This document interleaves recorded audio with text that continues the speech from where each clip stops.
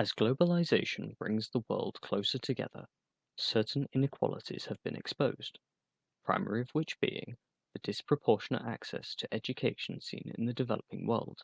To combat this inequality, the United Nations set forth a series of Sustainable Development Goals to be reached by 2030, including the development of a quality education for all. Despite this focus on providing children in the developing world with a good quality education, there are still many pupils who do not meet the expected attainment goals for literacy. In India, while the illiteracy rates are still high, they have improved significantly since the introduction of these goals, through significant and beneficial modifications that have been made to the free public schooling system. Even with these changes, there has been an increase in the popularity of low cost private schools, which aim to provide a high quality education for a relatively low price.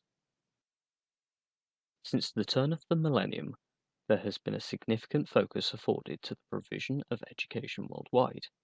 To achieve this, six goals were set out in the Millennium Development Goals framework, each aiming to improve the overall provision of education in the developing world.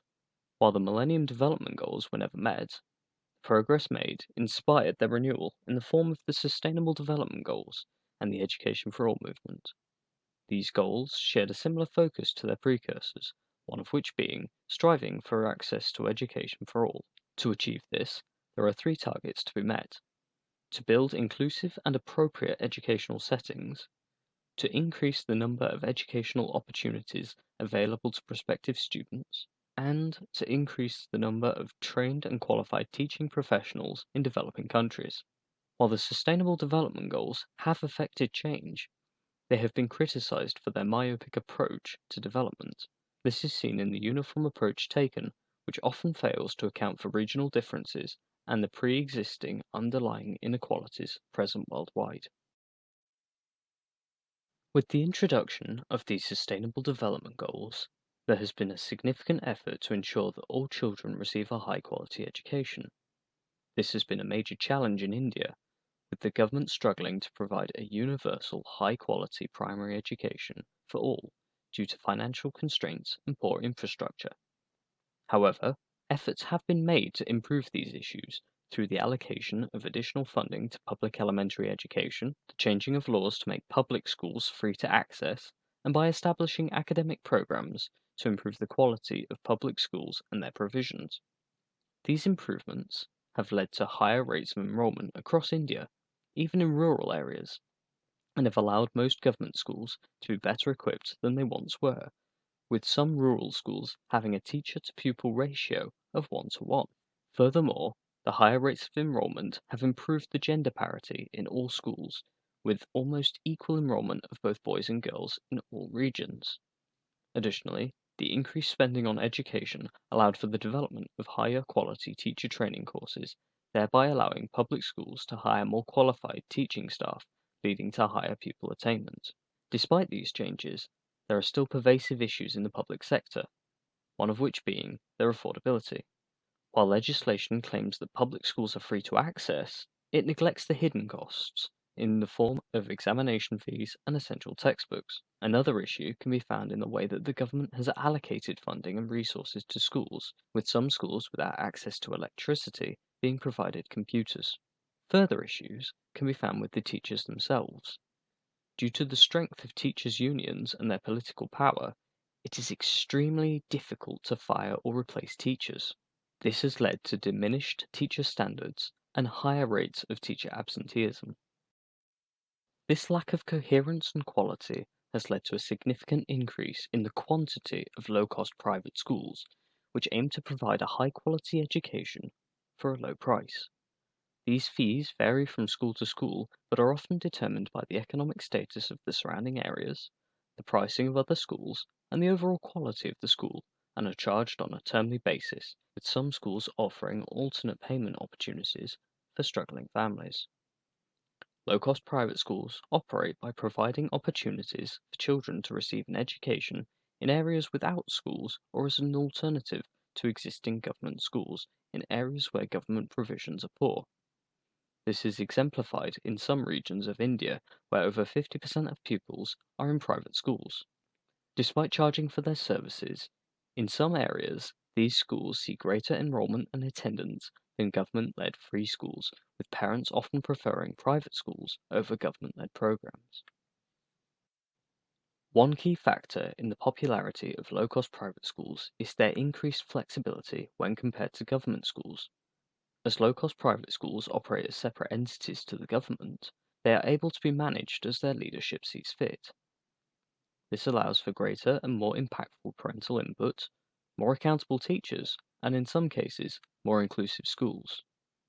In private schools, parents are afforded a greater deal of input as they act as stakeholders of the school and are free to move their child if they are not satisfied with their progress, thereby withdrawing funding from the school.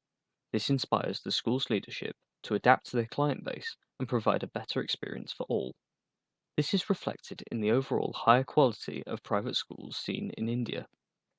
Private schools are more likely to consist of more than one classroom, have access to drinking water, and be in better condition when compared to public schools. Another reason for their popularity is their approach to teaching. Due in part to the increased teacher accountability, private schools have a lower rate of teacher absenteeism and higher teacher engagement. Furthermore, on average, private schools operate with a lower pupil-to-teacher ratio than government-led schools, with a ratio close to 28:1, rather than the 88:1 seen in urban public schools, meaning there are more manageable class sizes and better overall outcomes. Combined, these two factors allow private schools to outperform their public counterparts, with a significantly higher percentage of pupils achieving scores of 60% or greater in their examinations. Although there are many benefits to low-cost private schooling in India, the system is not without fault. One key argument made is the cost-to-benefit difference between public and private schools, as while private schools have higher pupil attainment than public, their pass rates are almost equal, with private schools only just outperforming public provisions with a pass rate of 97% compared to public schools' pass rate of 96.5%. This difference is accentuated by the overall cost of private schools, as while public schools do charge fees for examinations, the additional tuition fees and other charges of private schools make them significantly more expensive. These fees may also have an effect on the gender parity of private schools, as unlike in government-managed schools, private schools have a greater proportion of male pupils in most regions, with only a few regions reporting equal enrollment. Another issue seen in some private schools is the lack of quality teaching. While private schools have greater teacher accountability, their staff are often less qualified than those employed in public schools. While these issues are of prime concern, they are symptomatic of the main limitations of a large portion of low-cost private schools, their lack of government recognition. To establish a private school, the location has to be evaluated by the district education officer. Many schools neglect this process or bribe the officer to forge papers, leading to an increase in lower quality, low-cost private schools and higher fees. Since the introduction of the Sustainable Development Goals, there has been a significant effort in India to meet their targets. This has led to improvements in public schools, increasing the country's literacy rates and ensuring that all pupils have access to education. Similarly, the prevalence of low-cost private schools has increased access to education across India, providing a quality education for a low price. While both systems have their flaws, some believe it is necessary to capitalize on their benefits to better meet the Sustainable Development Goals by unifying the public and private sectors, thus providing pupils with the best of both systems. Schools with lower fees than the average low-cost private school that are assisted and monitored by the government to ensure teacher standards and overall quality.